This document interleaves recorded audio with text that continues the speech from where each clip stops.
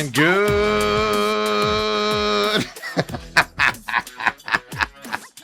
Wow. I don't even know what that was, man. Wow. Hold on. That was a growl. Yeah, that was evil there. Some evil coming out of me there. I'm your humble host, Stephen McCollum, and good morning. You're watching the main event here. Woo, I don't know what that was. I didn't sound like that at all before the show, did I? We were talking. You did not when we were just talking. And all of a sudden I go to say good morning, and look what happens, folks. And look who it is. 17-year NFL veteran, 3-time Super Bowl champion for your Dallas Cowboys. And we nickname him here around here Dale Housen, as he's just the curse around here all the time. Officially now, thanks to Robert for giving you that nickname. Dale Illustrates back, everybody. Good morning, Stephen. How are you? Good. You know, I just always wonder. So if I'm the curse when I'm not around, like your voice is always fine. Yeah. Oh yeah. Ethan's not screwing up behind the desk. I sound like an angel. Yeah. Oh, when you're not around. You do. The trumpets hearken. When you're not around, all of that. Yeah. Wow. Dogs line up, birds fly and flutter, and they just sit here and watch on the perch quietly. Holy cow. All that happens, and then you show up, and there's the curse right there. Yes. Well, I'm going to have to call in one day and say, Steve, I ain't going to make it in, and just sit on the other side of the glass. Just sneak in. Yeah. He's going to open up the door and just kind of sit over there so nobody sees you. Yeah, exactly. Wow. Yeah, it's amazing. Dogs come, they just sit here. Dogs and cats put their paw on each other's shoulders and just sway back and forth while the show's happening. It's an amazing thing. Dale, it's Tuesday. Oh, it is? Dare I ask about your weekend? Yeah. Well, the weekend was pretty good till Sunday afternoon, but I told Brooke, honey, you're going to have to suck it up. I got to go hear Steve's take on what happened with the Diamondbacks yesterday and how. Yeah, well, you alluded to it. Now, yesterday I just said that you were dealing with something. I told everybody, everybody's fine. Everybody's fine. Nobody panic. Everybody's fine. Yeah, but Brooke wasn't feeling well. That's what happened over the weekend, Sunday and yesterday. So I told everybody, I took credit for it. I told everybody that Dale, you take the day off. Don't worry about us. You take care of that precious bride of yours. You've always been kind enough to do that, and I'm the hero. Dale was like, I'm coming in, and I was like, you're staying home. Yeah, Steve said, Dale, do not leave the side of your wife. I even told Ethan, if he shows up, you lock that door. Do not let him in. Because that's how I would expect you to treat Autumn, for sure. But anyway, I digress. It's interesting because this is Brooke's second bout with diverticulitis. Okay. I was telling you before the show, literally came up on Facebook 11 years ago on Sunday. That is so weird. I blame Hillary for that. Seeing that on Facebook. I blame Dale Housen. Yeah, that is true. That idiot. Yeah, that guy. He cursed you. And she had a big bout of diverticulitis 11 years ago. Had to have a colon resection and all that. And now something happened again. And what flares that up out of curiosity? See, they don't know. That's what I was wondering. Because I know, like, with my kidney stones, I could feel it coming on, and I'm like, I didn't drink enough water today. Okay. And then I'm just like, water, and then I feel better. Well, she started complaining about it on Thursday. Yeah. And I don't know. I've had repeat injuries, things like that, but that's like, I know what that feels like. And so if something's starting to go awry, I'm going to get it addressed. Yeah, like my kidneys. Like I could tell. I'm like, ooh, there's a pain in my back. Yeah. Start drinking water. Right. Start drinking water. Start walking around a little bit more. Type of a deal. It's coming. Or take Advil, mask it with pain meds. That type of a thing. But yeah, no, that is interesting because normally, women don't do that. Women are like, I got a pain, and they go right in. And she's one who, Dale, you need to see the doctor. Dale, you need to do this. But anyway, she ended up Sunday afternoon going to urgent care, and the pain had gotten so bad. So anyways, she's in the hospital, doing much better this morning. It's an infection in the colon, and they got to get rid of that. Yep, and they've got her all flushing it out, all that stuff. So Dale, I allowed Dale to leave her side today because I'm not going to lie to you, she's probably tired of Dale complaining about the small chairs in there and how bored he is and trying to figure out how to watch the Rattlers game on Sunday while he's there. that was kind of hard to do I on my phone. sent you a link. Yeah, I click did, on but it froze a lot. No, the feed. I almost texted you and was like, "This feed sucks." Okay. Yeah, we had the same problem. Okay. Autumn had it on her phone. I had it on my laptop. I had it on my phone, and it was just kicking you out. You had to go back into it. I almost texted you to be like, if it doesn't just refresh, it'll come back up because it was terrible. Right. Okay. See, and I didn't know that. Yeah, I don't understand all that stuff like you do. But Dale's all texting me, "Hey, I'm in urgent care with Brooke. How do I watch the Rattlers game?" And I was like, "Wait, what?" Yeah. And I was like, "Wishing her the best. Here's the link." All you can do is sit there, and what's always funny is whether it's me not getting speeding tickets after getting pulled over. Because you're a cowboy. And that's helped out a few times. Thank you, because it could have been the Philadelphia Eagle cop and write me a double ticket or whatever. Yeah, excess fines. Yeah. Well, hey, I saw that you were picking your nose.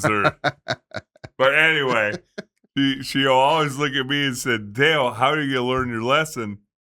And she's like, "Dale, She eats good. She exercises regularly. She's in good shape for a slightly older woman, and yet these things happen to her. She's like, this should be happening to you." Well, my favorite part was when you said it was Brooke. I was like, yeah, of course, Brooke would be the one with. Because I was afraid when you texted me. I told you I was like, oh, she tripped over the dog or one of the grandkids or something and fell on the concrete or the floor or something, and now something's broken or something to that effect. That was my first thought was, and then I was like, wait, that would be Dale, not her. If it's a fall, it's got to be me. But yeah, if she's like, you should be in this bed, not me. What the heck, Dale? The way you eat, the way you do stuff. Yeah. Meanwhile, Dale's all eating chicken wings, sauce all over his head. She's like, I'm not feeling well, and Dale's like, we're gonna go to urgent care right now, and he's all just walking in with just wing sauce all over him. I always attribute it to me drinking evaporative cooler water as a kid growing up. Off the hose? Yeah. Out of the hose from the evaporative cooler. We do have a better immune system and stuff and pain tolerance. I think stuff like that than the younger generation does. Yeah. Food to drink purified water. Yeah. Oh my God. So me and Ireland went back to that Feed My Starving Children's place. She wanted to do some more stuff there. So we made an appointment and went there. So we went yesterday afternoon. And I was like, I'll take you at 4:45. Her mom's at work. So I was like, I'll take you at 4:45.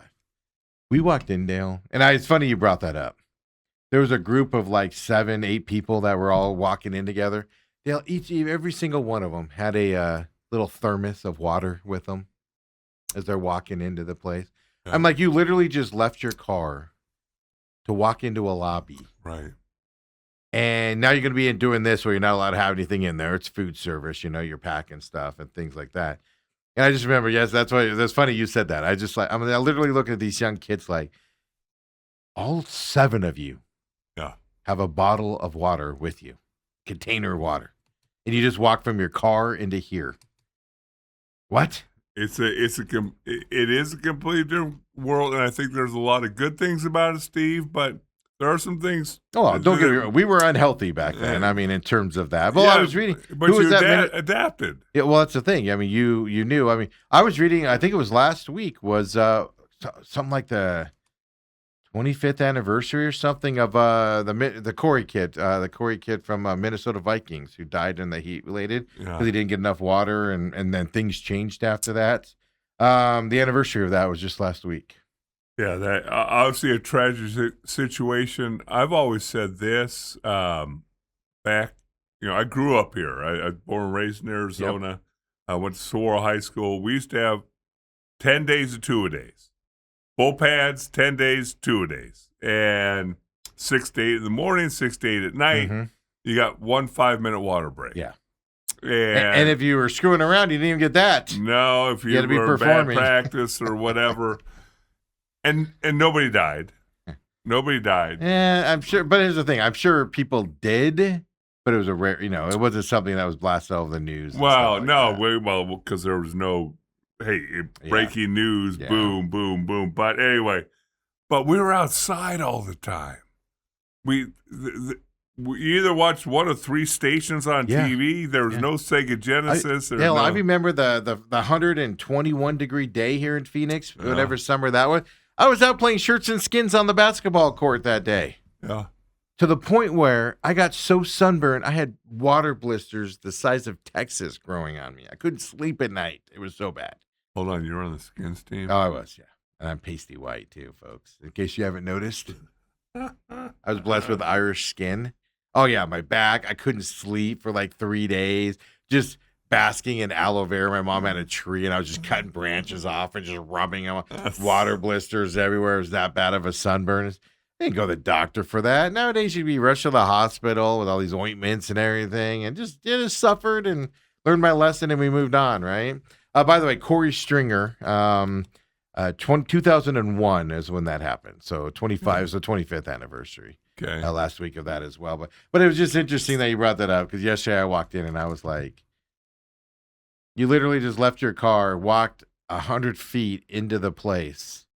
You got to make sure you have a water bottle with you. Well, and I think you also have to take this into account, Steve, with Feed Starving Children, a wonderful charity and all that. But they are one of the more strict places that I've ever been to, donating my time. The fact that I think there's some places who'll let you bring your water flask. You can't. It has to stay outside on the bench. With Feed Your Starving Children. Yeah. So that's your first time there? Yeah. And it gets hot in there, too. I sweat like a mofo. Yeah, you're like, I'm going to be in there for an hour and a half. The temperature, I walked by the AC thing, and it said it's 68 degrees in here. And I was like, bull crap, it's 68 degrees in here. You're just standing there, moving your arms.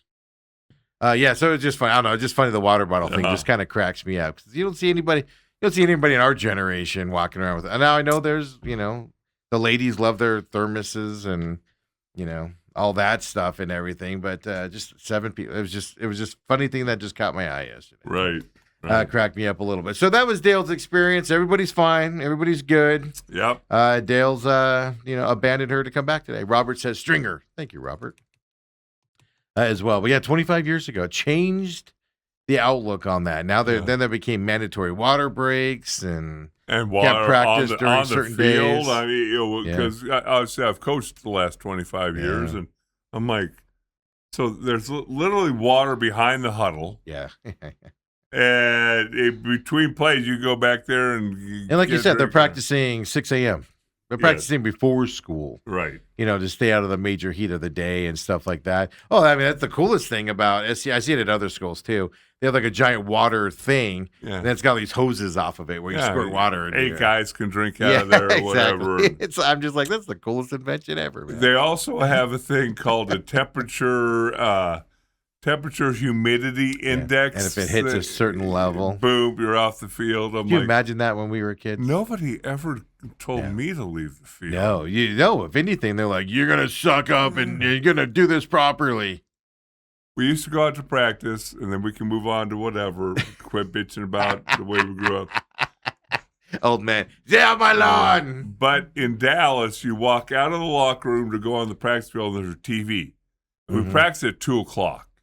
And so there's like a 1 o'clock newscast or something. So at 1:50, as most people are walking out there, the weather's coming up. Yeah, you get to see the weather popping up. And they're like, I don't know how many times over the years I heard, and extreme heat warning to everybody there. And obviously, if you're immune compromised, all that, keep your pets inside. It's dangerous to be outside. We're like, full pads. We're walking out in full pads. All wrapped up. To practice. All wrapped up and everything.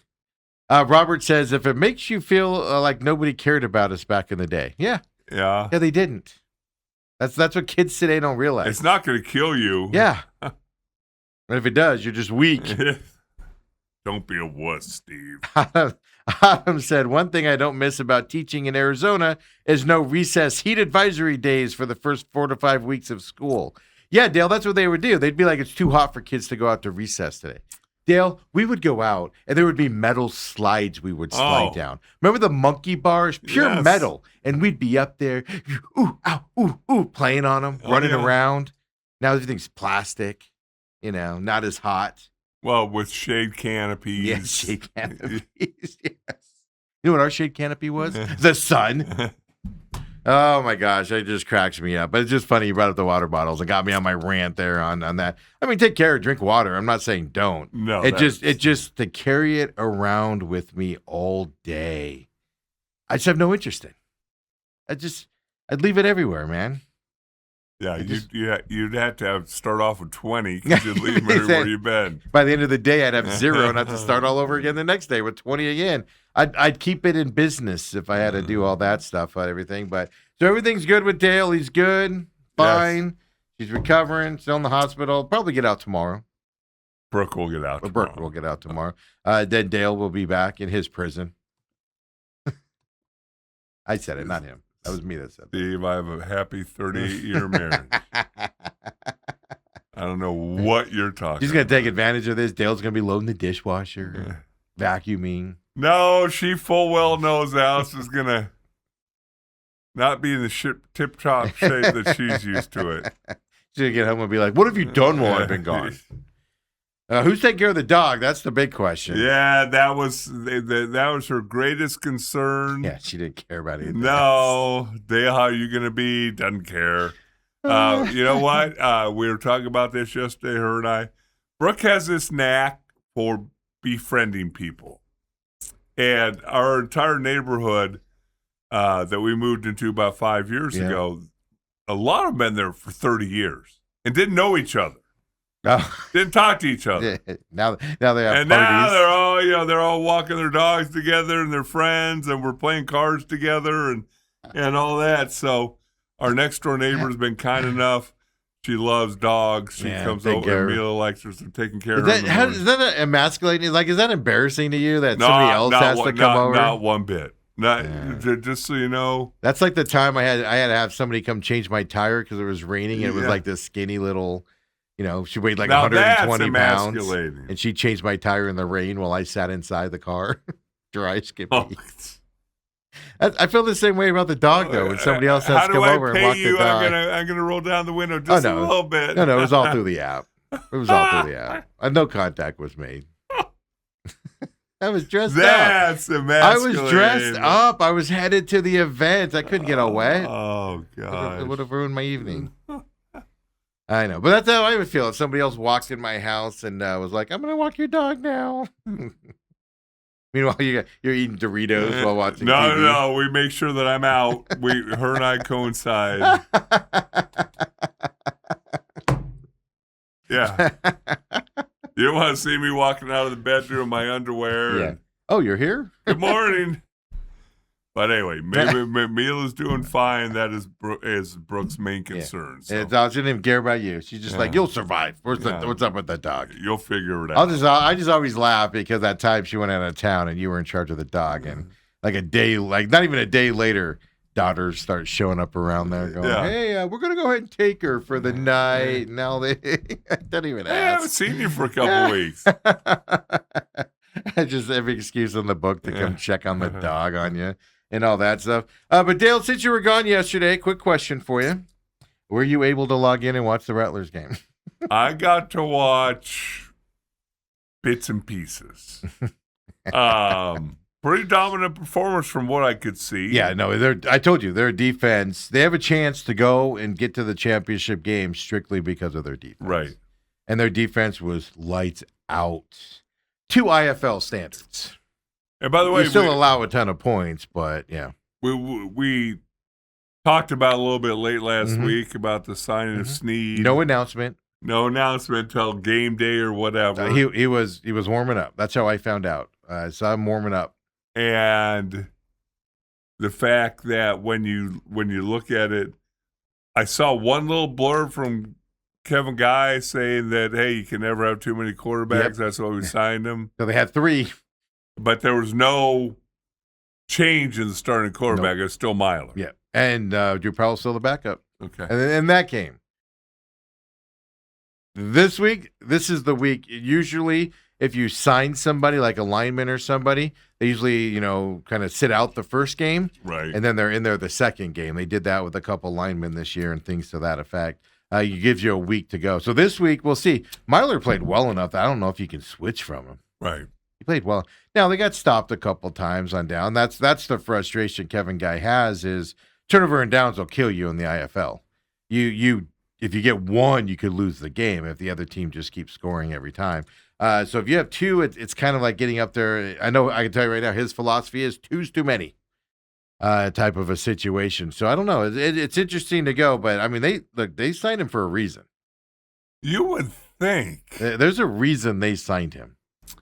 Tell me they this. didn't sign him just to sit there for the 3 games and not do anything. Why would you do that? It does not make any sense. So could there be like specific plays he's coming in for? But at the same time, you switch a quarterback and you lose that game, you're opening yourself up to just, especially for me, just second guessing galore. Right. But there could be specific plays he's going to come in for because he throws that beautiful back corner touchdown to the guys. I've never seen anybody throw one as nice as him on the Rattlers. Right. Drew Powell will throw it over an outstretched hands of a defender and pinpoint it, and it looks beautiful. Dalton Sneed, man, would just float that thing up in the air, and it would just fall directly in his receiver's hands at the back of the end zone or something. And it was just a beautiful thing to see out there. But yeah, no, he was signed. He was out there. He was warming up at least. So we'll see. But that defense is going to keep him in it. Going to San Diego this weekend and everything. So Sunday afternoon, 4:30 p.m. on Yahoo Sports again. And hopefully the feeds. I'll tell you this. I'm giving Yahoo Sports a bad time for their feed. The problem most likely is, and the Rattlers have this problem in Glendale Arena, it's usually the internet at the stadium. Type of stuff is what you have to worry about, right? For that. So it might not have been the Yahoo Sports, but I'm still blaming them. It was terrible to watch. Kept getting network errors, connectivity errors. No, I know you. I have not watched much indoor football league. I know you do. What was the dude with the white outfit on the field? You want me? Are you gonna make me say this? I couldn't figure that out. I couldn't really. I wasn't listening with volume up. But. Okay, I'm gonna say. This is me saying this, not Dale Hellestray. This is me saying this coming up now. Ethan, we'll get to that in a second. So Yahoo, if you don't know, Yahoo took over this year most of the game. There's another company called On3 that does it as well. You have to pay for their services, but they do lower tier games, etc. out there. And they went through and they got national people they thought were national calling people and people that work for ESPN and all this stuff. Lower tier announcers, play-by-play people, but people they think are in the know, right? And they don't know what they're talking about because guys like Floyd, guys like Dale, they were like, oh, we don't know who you are, so you're out of there. And I've watched a lot of games. A lot of untalented, crappy people. And this dude that they have out there, I'm not going to say his name. He doesn't even deserve it. Walks around with, it's fine. Your job is to get in the huddle, get sideline reporting, and listen to the referees talk and stuff like that. The way he holds the microphone, the way he like flips it around and makes himself. Dale, there was a play where there was a penalty, and it was a first down. I think the Rattlers got a first down, but it was a penalty. He's walking behind the refs, kind of like twirling the microphone a little bit. Like total distraction to the referee making the call. And then the referee's calling a first down because there's a first down penalty. And he's behind him going, as he's walking by. Dude, enough of the clown show. We're not here to watch this clown show of the announcing and stuff like that. Have you seen him before? Oh, yeah, he's been on several things. Okay. Yeah, he's been on several. They had another guy on the side. So basically, he was on the Rattlers sideline. They had another guy that was on the other sideline for most of the game. And stuff like that. And the other guy's really professional and stuff like that. The white jacket dude is kind of like just a clown out there. You want to up it, you tell broadcasters that have been doing the IFL for years out there, all throughout the league, well-known, established people that called IFL were told they weren't big enough to do it. And you're all better than the stupid clown with the white jacket and tries to make it about himself out there.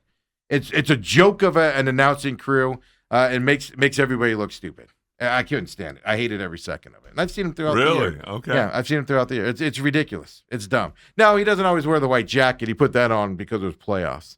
Then there's sound quality. Your Yahoo Sports and your sound quality's garbage with them on top of it. It's a simple fix thing. You have somebody there that should be able to dial that in. It can't be that hard, and they can't figure that out. It's annoying. It really bothered me in this game. It's bothered me before type of a situation. Just the way he carries the mic and stuff. It's just distracting. We're not there for you, man. Stick the microphone in there so that you can hear the refs talking. Pull the microphone out. Then he's always got to get his quip in and then walk off. You're not a comedian, dude. You're not a comedian, dude. You're not. Huh. So anyway, that's my rant on that. I wasn't going to go off on it. So I'm like, whatever. Yahoo Sports, they'll IFL games, then I'll never watch them again until next year's IFL season again, type of a deal. Kind of like True TV or whatever. Yeah, exactly. I watch it for the NCAA tournament, and rest of the year, they don't exist to me. Autumn says, that guy with the white jacket was beyond annoying, sticking his mic in everyone's faces and getting in the way during the game. It was ridiculous, and he looked like a chump. All I was doing is I could look at him and go, that guy looks like he's an annoying person. It just rubs you the wrong way, but they think he's hilarious. Okay. Oh, they think, he's so funny. We're not here to watch you, Tiger. So the Rattlers move on. There are a couple of things I want to ask you about. San Diego moved on as well, over Tucson. WWE, was it a Dale, letdown? No, it was excellent. Dale, I just want to point this out really quick. I mean, I understand you come up with lame excuses not to come to the house and come to my house. Uh-oh. But to have your wife go into have a CAT scan and go to the emergency room and all of that stuff, all so you can avoid coming for SummerSlam. I mean, that's a new one. I said you got to be a team player, bro. Normally it's you that you have some dumb excuse. I was packing my lunch. I had a reservation at the Holiday Inn halfway there, and this time you brought Brooke into it. I'm like, even Autumn was over watching it. I was like, on Sunday, and I was like, Brooke and Autumn could have hung out, Dale, but no, you had to have her drink something that her colon hurt, and she had to go into the hospital, all to avoid SummerSlam, huh? I just want to point that out to everybody. That's the length. So when you hear Dale say, I don't invite him over, these are the lengths he goes to not come and join me. Did you have charcuterie board? I did not, because it was just me and Ethan. And Ethan's not sophisticated enough? No, he's just lazy. He was in the gaming room and I was in my room watching it. We were texting and yelling back and forth. Oh, it was funny because Gunther's match on Saturday, Taylor, was kind of funny.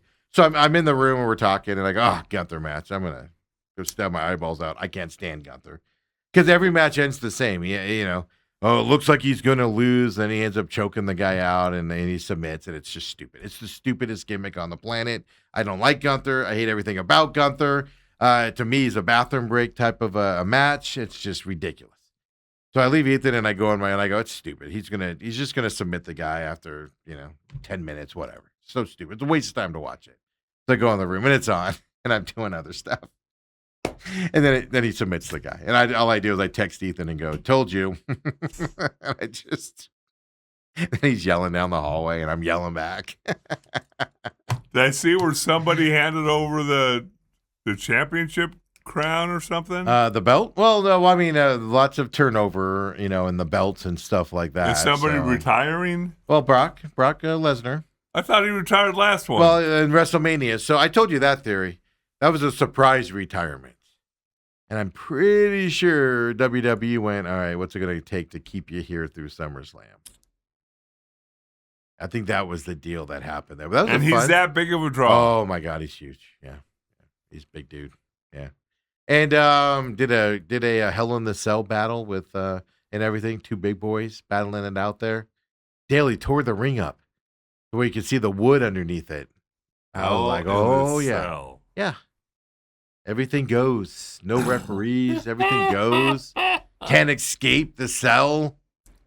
Yeah, so Brock, of course, it was good. I was worried the Saturday matchups were going to be more fun than the Sunday ones, and both of them were enjoyable. You have those matches where you're like, you're doing something else, because you don't want to see them or whatever. My only complaint about Saturday was every match was like 10 minutes long. It was ridiculously fast matches. And you got to have at least when you get, especially to get to the main events, you got to expand those out a little bit, 15, 20 minutes and everything. That's my one complaint, but it was good. I enjoyed it. SummerSlam was better than the 2 nights of SummerSlam as a whole, was better than the 2 whole nights as a whole for WrestleMania, even though night 2 of WrestleMania was way better than anything you've seen before out there. So it was a good time, Dale. Sorry you missed it. Wow.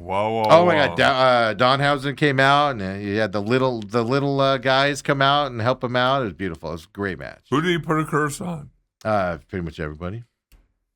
Curses everybody. You are cursed. And people go crazy. Oh my God, Dale, it's the best thing happening right now. When he first came in as a character, I was like, it's stupid, it's ridiculous. I have no interest in this. And then I've learned to enjoy his shtick out there. And because I realized, at first I was like, nobody needs this garbage. But then what I realized was it harkens back to like the 80s and 90s, like WWE.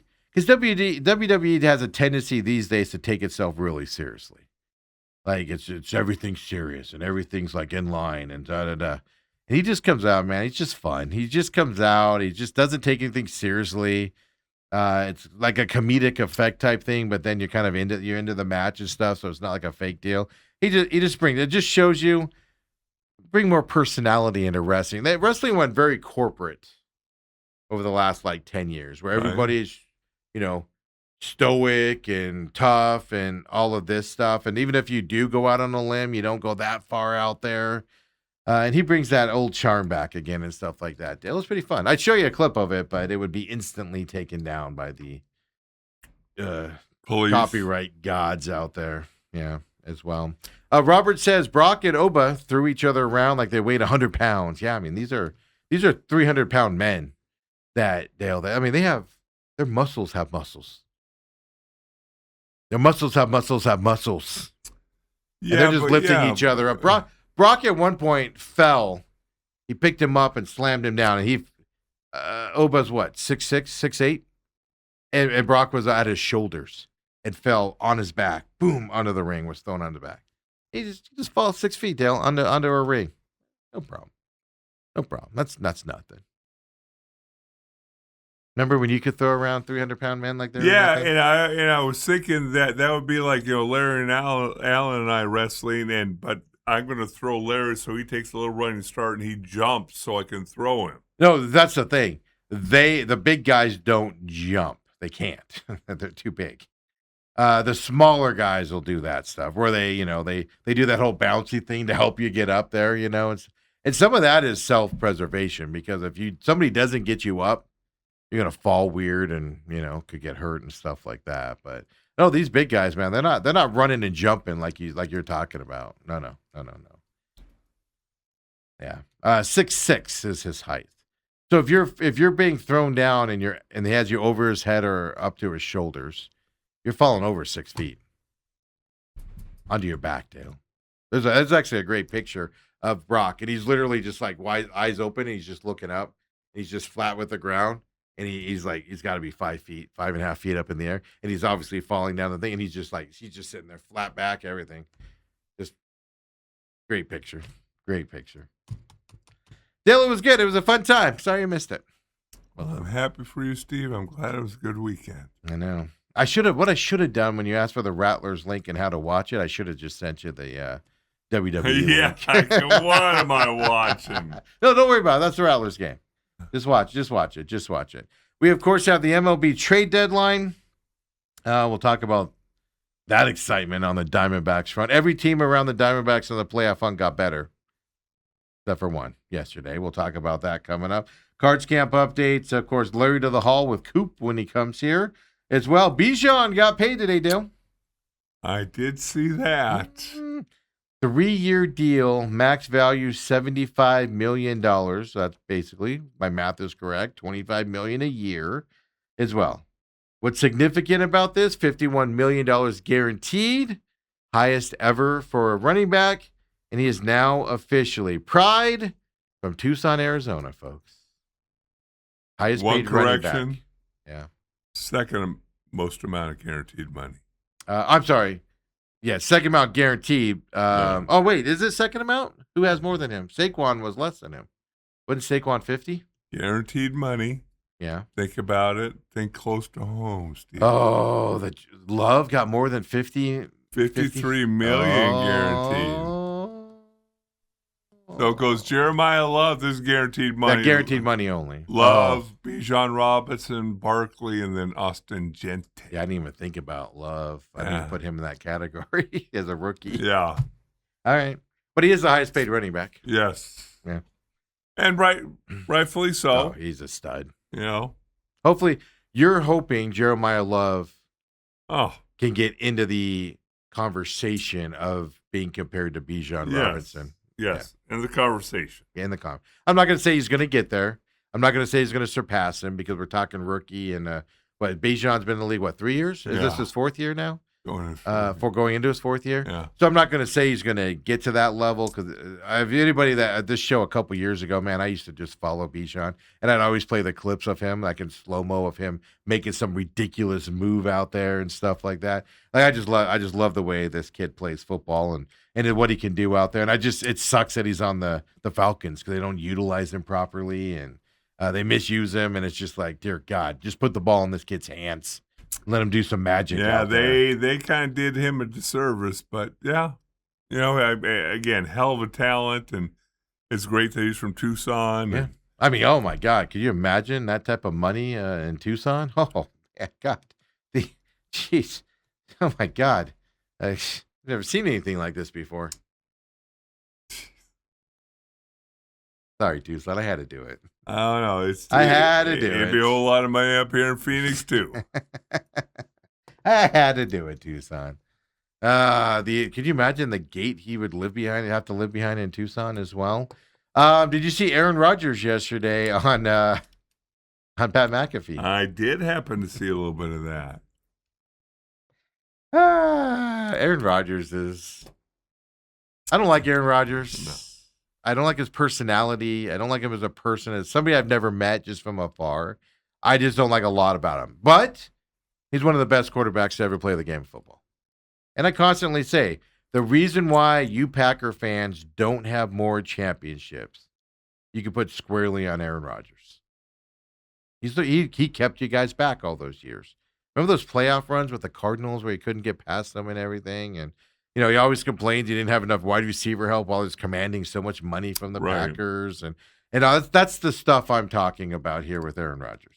Didn't listen to his coaches, specifically Mike McCarthy, so this is going to be interesting this year as well. But it was just interesting how he just goes off on his tangents about Fauci and all that stuff. If you know the history of Aaron Rodgers, right, and stuff like that. It was just that kind of stuff just kind of cracks me up. Well, the one thing, and I've seen other sports people come out and say, namely like Stephen A. Smith and a couple of those guys, I try and put myself in everybody's shoes and how I'd handle it, and he did get lambasted. Oh, he did? Well, he also lied too. I mean, he tried to cover it up and because he didn't want to take it. Yeah, no, but that's part of why I don't like him is he can dish it out, but he can't take it.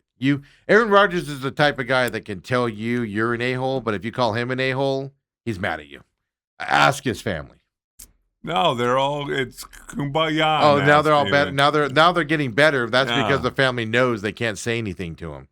It's just Aaron's going to do what Aaron's going to do, and we just have to live with it. We can't give him any advice. They have to sit down. We can't give Aaron advice. Yeah. No, his brother went on that reality show and outshined Aaron Rodgers for an offseason, and Aaron Rodgers got all upset about it. So he wouldn't talk to his brother anymore. How dare you outshine the great Aaron Rodgers? I'm not an Aaron Rodgers fan at all. Which brings me to my next point. Uh-oh. Mike McCarthy came out. And Mike McCarthy said, Aaron Rodgers says Mike McCarthy said that McCarthy asked Aaron Rodgers to play in the Steelers' first 2 preseason games in this offseason. Aaron Rodgers claims Mike McCarthy asked him that he should play in the first 2 games. It's interesting on 2 points. One, you don't see 42-year-old quarterbacks who are going to be your starters play in any preseason games. First of all, so that's the thing. Here's the other interesting thing. The 2 teams they're playing in preseason, Packers and Jets. Now, he wouldn't play for a ton. He wouldn't play a ton, I wouldn't imagine. Yeah, play a couple series. Well, Aaron Rodgers says he wants me out there for 30 to 40 plays. He was saying this to Mike Silver. 30 to 40 plays, Dale. That's a long time out there in a preseason game. That is a long time. Yeah. According to Aaron Rodgers, keep in mind, it's bloviating, full of himself. Aaron Rodgers claiming all this stuff. He said, Mike, if you want me to play, I'll play. This is a guy that refused to say if he wants to play or not all offseason. He's got to play those dancing games. His wife gave him permission, Steve. Come on. All I got to say is, John Holmberg and Pittsburgh Steelers fans, you get what you deserve with this one. Enjoy your last season with Aaron Rodgers. Watch them go out and win 12 games. That division's up for play with them. With Aaron Rodgers, I'm not going to doubt that you could possibly do something like that. Right. I'm not going to doubt Aaron Rodgers out there to not win, especially in that division this year. Well, you can appreciate a person's talent without necessarily appreciating the person. Yeah, he's one of the greatest quarterbacks of all time and everything, but I just can't stand him as a human. But do you believe that Mike McCarthy's like, I want you to play 30 or 40 snaps in every preseason game? I would not think that. Mike McCarthy didn't say that. Couple series, maybe. Yeah, go out there, get some snaps. Yeah. We're going to have you throw 3 passes, quick passes to your receivers, try to get some timing down. Maybe that. I just don't believe it. But it's Aaron Rodgers making Aaron Rodgers sound great again. Oh, look, guys, I agreed with my coach that if he wants me to play, I'm going to play. It's just bullcrap is all it is. It's all bullcrap. But that's out there, Dale. That's out there. We're 2 days away from the Hall of Fame game. Can you believe that? Yeah, but football's here, man. We know Kenny Pickett's going to start for Carolina. We don't know who the Cardinals starter is as of now. Here's the question I got for you, and we're going to ask Coop about this as well here in just a few minutes. But LaFleur said, and now you being a football player, and you lived in an era where you showed up to camp, you weighed in, you did your conditioning bills, you passed it, and then you were in pads hitting like almost instantly. Yes. You're doing it in the heat of the day. We were having fun with that earlier in the show as well. You did all of that stuff. LaFleur says they're going to have a padded practice tomorrow morning, Wednesday morning, and then get on a plane and fly to Podunk, Ohio. Canton. Yeah, Podunk, Ohio, for the NFL Hall of Fame game on Thursday. Now, it's unheard of in today's football. Is that a smart move by LaFleur? Is it a smart move? Well, smart moves in my mind have always come about because you look back in the rearview mirror. Was it a smart move? Nobody got hurt? You got better? Okay. Somebody gets hurt? Not a smart move. Well, that's the thing. It's interesting because I can't imagine you practicing full pads with any expectations that your starters are going to be playing. Well, that's what gets me is you're going full pads because you're kind of warming up the bodies of the guys that are going to play in this game. But then your veterans or the guys that aren't going to play are getting some action before they get on a plane and think about stand it, around for 2 days. If you look at it in today's day and age, because I played in 2 Hall of Fame games, but in today's day and age, they're going to practice tomorrow morning, get on a plane, and they're going to play the game tomorrow night. Thursday night, an extra night. Yeah, so tomorrow morning is Wednesday. Yep. Then Thursday night, play the game. Come back Friday, no practice. Yep. Saturday, probably a walkthrough. Sunday. Red and white scrimmage. Saturday will be more than a walkthrough, but then Sunday's a red and white scrimmage, which means you're full pads playing a football game to practice standards. Yeah. Practice standards, but you're playing, in all intents and purposes, a football game. By the way, my brother told me to tell you his buddy who kept his season tickets in the lower level, he's down to 4. Yeah. He can invite 4 people. So he can invite 4 people? I mean, to that walkthrough on Saturday or Sunday or whatever, this past Sunday. You were saying that your 4 tickets got you 2. Okay, let me clear. I got to look up that email. I just read the email as saying I can invite a guest. Well, here's the thing. He's just lower level. I'm club level. That's what I'm saying. So why would they not? Because they're morons, Dale. That's why. They're morons. I'm going to have to look up that email and make sure I read it right. But then here's the other thing. I thought the practice was like at 1:30, and I was like, we can't make a 1:30 Sunday. So I kind of Autumn wanted to go, and I kind of poo-pooed it, you know?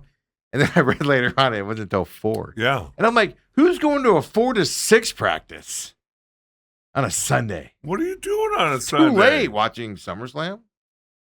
Rattlers are done. No, they weren't done. They were getting done then. Who's trying to call? Who's 4 to 6? Hey, really quick, Ethan, do you still have it? Throw up that IFL bracket here just so Dale can get up to date here, since he couldn't figure out how to work Yahoo Sports over the weekend, even though I sent him a link there as well. So Green Bay Blizzard, last year's runner-up, still alive against Tulsa Oilers. Don't be the 2 seed in the IFL playoffs this year. The Jacksonville Sharks is the 2 seed, lost as well, and so did the Vegas Nighthawks. So 2 seed is the death of you, apparently, in the IFL championships here. By the way, championship game, Sunday the 16th, down in Tucson. That'd be a home game for the Rattlers down there. Yeah.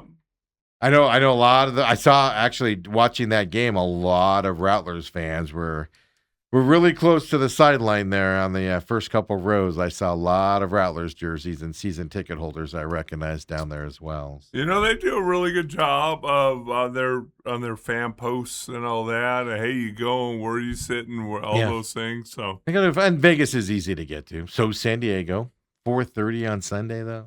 Yeah, but you're home by 11, Steve. Sure, I'll have to head up there then, I guess. Yeah. Check it out, Dale. If you fly privately, you'd be home by 8 o'clock. No, I travel all other Rattlers in a van.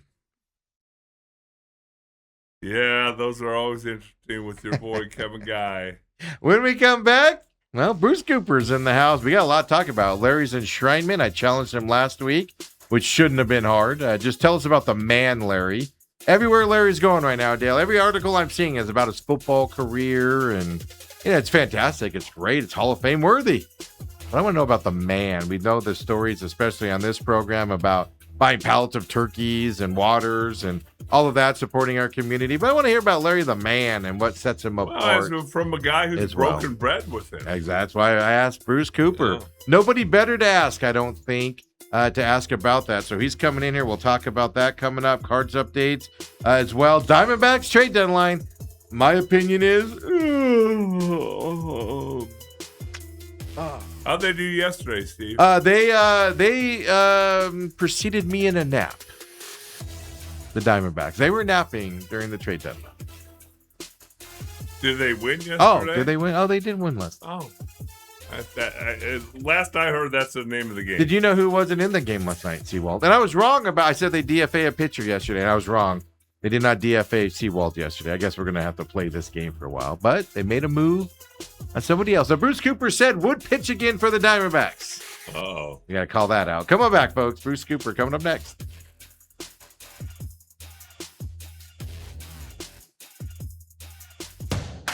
And we're back here. Main event. Looky who came in. The man, the legend, local legend.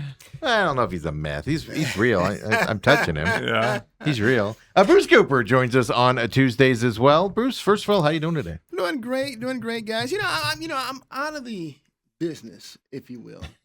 But, I still managed to find some sources to give me some news. Oh. And you know what I learned? I learned that in the Diamondbacks loan deal yesterday, that Lars Nootbaar was actually Plan B player from the Cardinals. The player they coveted the most from the Cardinals, first baseman Alec Burleson. Mm-hmm. Now, the reason why that deal did not come off is because the Cardinals wanted a current major leaguer as part of the package coming back to them. And I'm like, you can't give them Tyler Locklear? No, from what I heard, everybody wanted Waldschmidt. No. He wouldn't let me know. He wouldn't let me know who it is. Okay. But the impression that I got, just because a slip of the tongue, his versatility was too much. So I was thinking Tim Tawa. And I don't know that.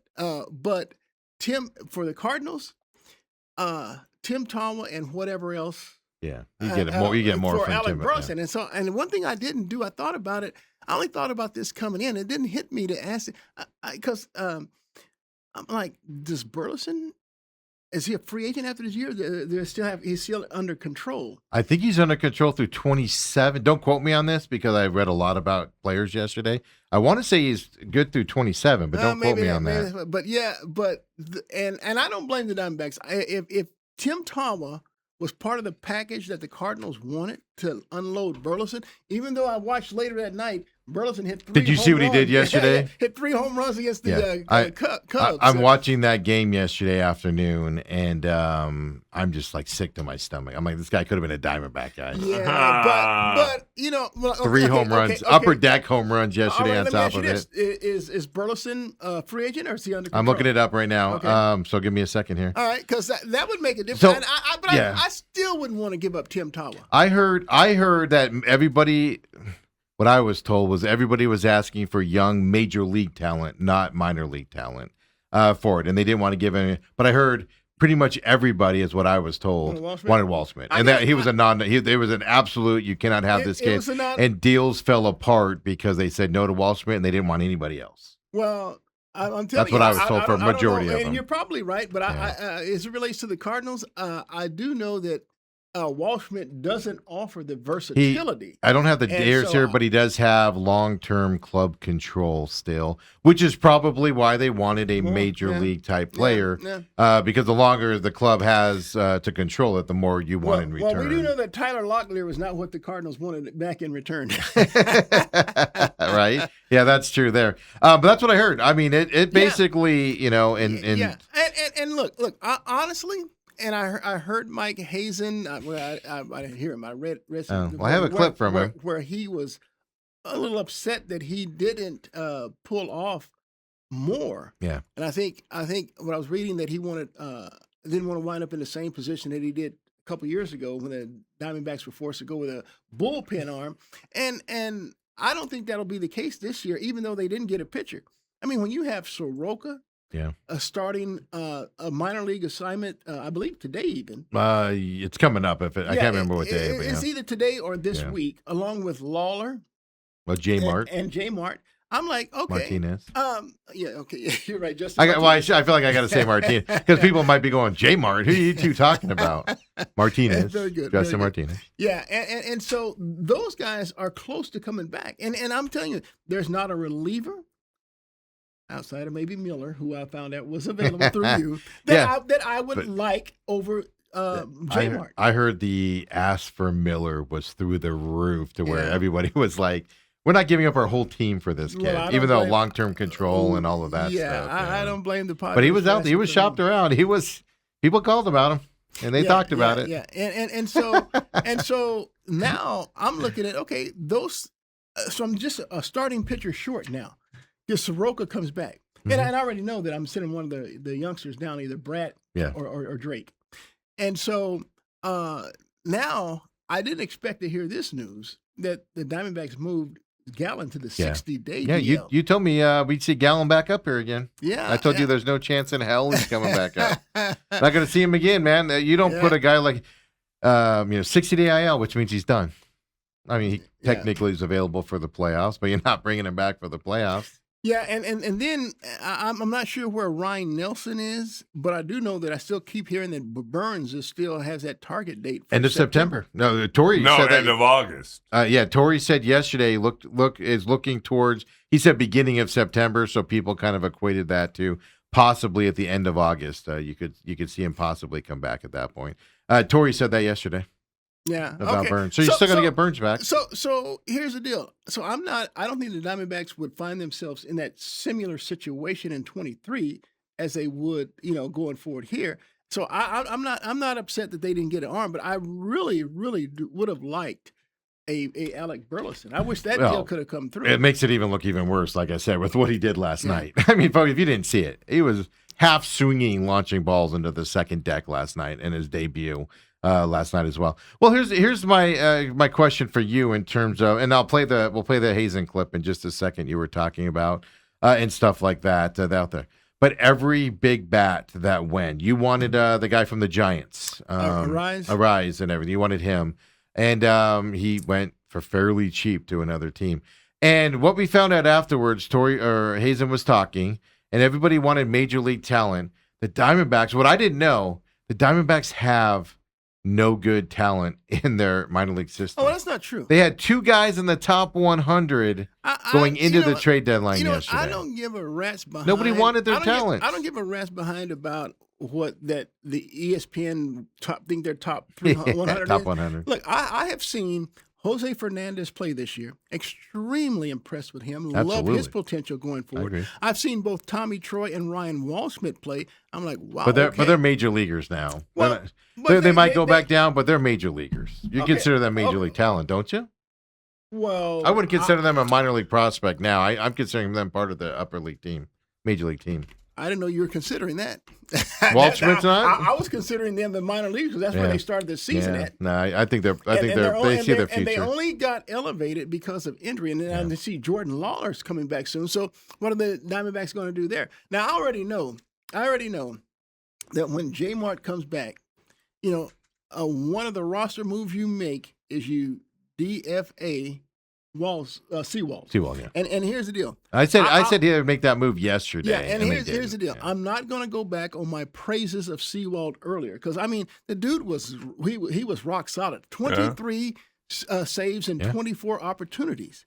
And so I sat on this very seat on this very program, and I was praising him and saying that I was wrong. Well, Sewald has really morphed into the guy that I feared, but the Diamondbacks wouldn't even be in this position they are right now without Sewald. Same thing in 23. He had a integral part of this team making the World Series run. As bad as it got, but he was an integral part of them being as good as they were. After they made him, acquired him at the trade deadline, I mean, he was just unbelievable. Yeah. But when you got to the postseason, I mean, it's like, dang, dude. So look, it's easy. I mean, this guy couldn't even get an out. I mean, he blew. I mean, look. Did you see that game on Saturday? Yeah. The 10-2 game? Dude. That ended up being 10-7? Dude. And then how about the one where they're playing the Nationals and it's 6-0 after Brandon Pfaadt pitches 7 shutout innings, 6-0, hands it over in the 8th to Ryan Thompson. And Thompson gives up 3 runs, so it's 6-3. So now Sewald comes on in the 9th. Yeah. He gives up a double, 2-run homer, solo homer, and it's 6-6. And now Pfaadt doesn't get the win. Now, Pfaadt has 7 starts since he's returned. He's 6-0 with 1 non-decision, and we can blame Sewald for that. But look, I'm not here to throw dirt on Sewald. He's just whatever it is. I mean, the dude can't even get people out now. He can't get him out. Yeah, whatever. He's throwing the same way. He threw at the beginning of the season. He threw it directly over the plate at high 80s, and guys were missing it. It is weird to me how I don't know if it's after everybody wakes up after the trade deadline and they go, now we can figure out how to hit this guy. No. But it is amazing to watch how it falls apart so quickly with him. His pitches now, because I don't know if it's his sweeper or whatever it was. Because when they're swinging, the ball is always breaking away. Now, when they're swinging, it's not breaking away. His hits are right down the middle. Yeah, there's movement, but they're right down the middle of the plate, batting practice. I can see that. I mean, I said, man, I blame Dale for Sewald's demise. But I was saying yesterday on the show, I said, okay, I expect the Diamondbacks to DFA Sewald, maybe Thompson. As well in those moves. Yeah. But and I said I expect that, and I expect a couple young guys to be brought up. And the reason why I was focusing on that was they moved a couple young guys from Reno into their taxi squad, which means you're not on the team, but you're here in case you're needed in a hurry, type of a deal. So I thought maybe those moves were coming. And the only one that happened was Gallen to the 60-day IL as of now. Well, I'll tell you who's been impressive to me, and I hadn't ever heard the kid's name until the Diamondbacks brought him up, and I thought they just brought him up just to give them another bullpen arm. But I'm telling you, this Geraldo Carrillo, I mean, this dude is, I'm like, wow. I mean, he threw 2 shutout innings, and every time they brought him in, he's putting up a goose egg. Yeah. I'm like, wow, okay. His movement is fun to watch. Diamondbacks have some arms down there because, look, I was still expecting them, and I knew that it's either once they sent Cabrera down, I still haven't found this out. It's either 15 days or 15 games before he's eligible. It's got to be games because he pitched 80 pitches in Reno last night or the night before. So it's got to be games because we're well past 15 days. How do you do down there? Good. Oh, he did good. Yeah. He should be up here. Yeah. He should be up here filling What in. about Brandon Garcia?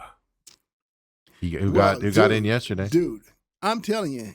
And he's got 3 saves now in the year. Mm-hmm. Yeah. And he's 2 for 2 since they've demoted Sewald.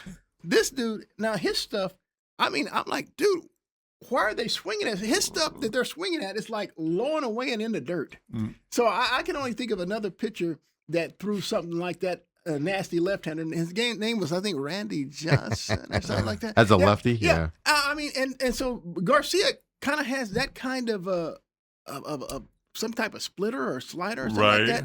And they make up weird names for pitches these days. Like where did that sweeper or slider thing came from? It's I don't know. Yeah, so sweeper's about a 2-year-old. I mean, it's always been there, but now it's like prominent. Yeah, everybody's throwing it now. And so look, Garcia. And so you look back on that trade. It didn't mean anything to me at the time. Diamondbacks traded Josh Naylor to the Mariners for Brandon Garcia. So Garcia comes up. And he doesn't last long. He's banished down to the minors. And this guy named Andy Hoffman, who they picked up in the Grichuk deal, I mean, it looked like he was a guy that was probably going to make any type of impact. But, oh, my gosh, Garcia has been lights out. He is a stud. I think he has a mentality to be a closer as well. That's what I kind of picked up on him. Now, yesterday wasn't a close situation. But he goes out there with just this mentality of, this is my game, hand me the ball, let me do my work, and I'm just going to walk off. And I like it. Well, I don't blame Torrey for going to him because he went to Sewald in a non-close situation. Low leverage situation is what they call it. Yeah, thought you'd give him some work, and boy, on Friday I said, Sewald needs to get his confidence back, put him in a blow. Back. I said in a blowout game. I said this all on Friday. Yeah, I see. And then Saturday I was like, okay, that experiment's done. Yeah. He needs to. And I hate to say it, but you got to DFA him. You cannot throw him on that mound. You could be up 100-2. Well, yeah. You can't throw him out there. Yeah, you can't because he's out of minor league options, and you have no choice. I mean, let somebody else deal with it. That's why I was for sure yesterday they were going to DFA him and get a young kid up that can be in there with a fresher arm kind of a situation. So I'm kind of surprised it didn't happen. It shouldn't surprise me because it's the D-backs. I think they're leaving that move open for a J-Mart or something. Well, absolutely. So what are you going to do, though? You're not going to put him in a game, are you? J-Mart? No. Sewald. Well, no. So you're just going to let him flounder for the next week and a half or whatever it is? I guess so. But I'm with you. I mean, what difference does it make if you DFA him now or tomorrow or a week from now? But you could have a young guy come up here, and have a fresher arm in the bullpen that's available. That you would be more confident if you needed somebody to come in even in a low leverage situation. You'd be more confident in some young guy that you've never seen in Reno than you would. Sewald walking out there. What? You ain't lying there. I mean, so that would be the difference to me. Is you're just going to let Sewald sit. That tells me they're planning on they'll use Sewald in another low leverage situation again. Don't say that. Why keep him out there? I've seen enough. Well, you make a very good point there. What you do is you do the old baseball thing like they're doing with Gallen. Oh, Sewald's shoulder hurts him. Yeah, 15-day IL. And then he goes into that. You can still pay him if that's the loyalty. His money's guaranteed. Yeah. Whether they. But so you make that move and you bring somebody up. If you don't want to embarrass him, that's what you do. That's what they're doing with Gallen. That's what you do with Sewald. If you don't want to embarrass him, simple. And then you quietly move him to the 60, or you just move on from him at that point. It's that simple. That's all you got to do, Coop. Instead of keeping him out. Why? If the reason you keep him out there is because you might need him someday. No. I can't, at this point, if you say I might need him, then I have to have confidence to put him out there. I have zero confidence to throw him back out there. Well, just if what he said to Torrey when he was demoted is true, it worried me a little bit.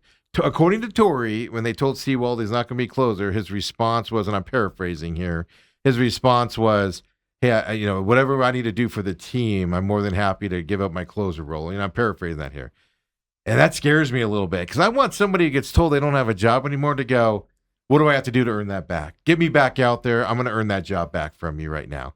And if you go, that's okay. Yeah, somebody else could take the closer role, and I'll take this role. I don't necessarily believe that's what he said with Torrey, but Torrey's letting it out there. And it's just like, oh, my God, if he said that alarms me even more of his mental state. Yeah, but it's also how you're going to argue the facts that You don't have to The argue facts. it. You don't have to argue it. You just go, okay, what Facts do I are the need to facts. do? Yeah. What do I need to do to earn this spot back? Well, do you really Can I need- work with do- you? Do you really need to ask that? Yeah. You Well, need to go get some outs, man. Yeah. that's true too. That's true too. But I don't want to see somebody go, it's all right. Yeah, somebody else could take that role. I'm good with it. You And know? then at the end of the day, all this nonsense, and what do they do? Go out yesterday and do? Yeah, yeah, My boy Brandon Pfaadt. and here- 3 pitchers pitched yesterday too. And here's the deal. So they get Lars Nootbaar. So okay, so he's got to be your Max Kepler if you make it to the postseason. With worse stats. But I'm like, dude, why do you think I just rather get somebody who's going to be productive. I have more confidence in the postseason with Loris Gurriel, and That's I think the thing. You're about to get him back. Yeah, and so I don't need Nootbaar. I really don't. I'd have been fine if the Diamondbacks, based on the fact that they didn't get Burleson or another starter, or even a bullpen arm. I'm okay. I'm okay. Let's just roll with what we have. Well, that's their stance. That's definitely their stance. We'll talk more trade deadline here. The problem that I have with the way the Diamondbacks did this trade deadline is the Diamondbacks, and we'll play the clip here coming up for you here, but they tried to make deals. And they didn't have the people to make the deals with other teams. Or they weren't willing to give up the guys that other teams wanted. And look, I'm still. But that I can understand. And I'm still mad. So I see the Dodgers get Tarek Skubal. So anytime they make a move, I get more and more angry with Shohei Ohtani. For going there? No, for taking $1 million. That's what I mean, heck, you Yeah. make more money than I know. Ohtani does. No, I mean, the dude's he's deferred. Is he? He's not making $1 million. Isn't he only making like $250,000 a year? No, or something like that? he's making $1 million. Oh, is that what it is? I Okay. heard that he deferred $1 trillion Yeah. and only took $1 million. Yeah, he took whatever the minimum I'm he could obviously take was. exaggerating. No, $1 I think trillion. he's making $2 million, deferred the rest. Yeah. And I have seen a lot of articles about that's exactly why there'll be a strike and maybe Oh, not yeah. a season. I mean, the Well- Dodgers did the right thing in deferring it. Every Major League Baseball team defers it. Money in the But future you is don't- worth but less you than don't- now. As a player, you don't defer 99.9% He's going to make more. of your salary. He's going to make more money because of it. But it's an outrage. Coop, after you and it allows the Dodgers would not have been able to acquire. Well, no, Skubal, and that's my argument. I got in an argument on Twitter a few weeks ago with some math nerd that was telling me the time value of money. I understand that, but my theory on this is if you're going to buy a guy like Skubal, because they're going to sign Skubal for like $500 million or something before the end of this year, and then it goes to strike. They're going to do that. If you're going to spend that kind of money, pay it up front. That's all I ask.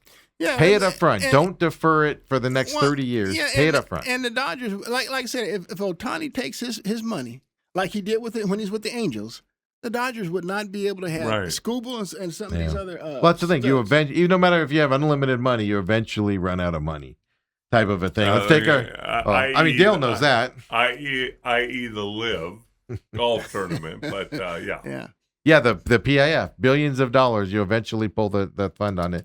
And then the owner, is being investigated for all these, tax and fraud charges and stuff like that with his companies.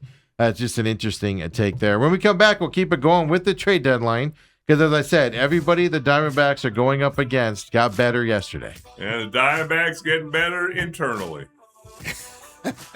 The main event with Bruce Cooper. Come on back.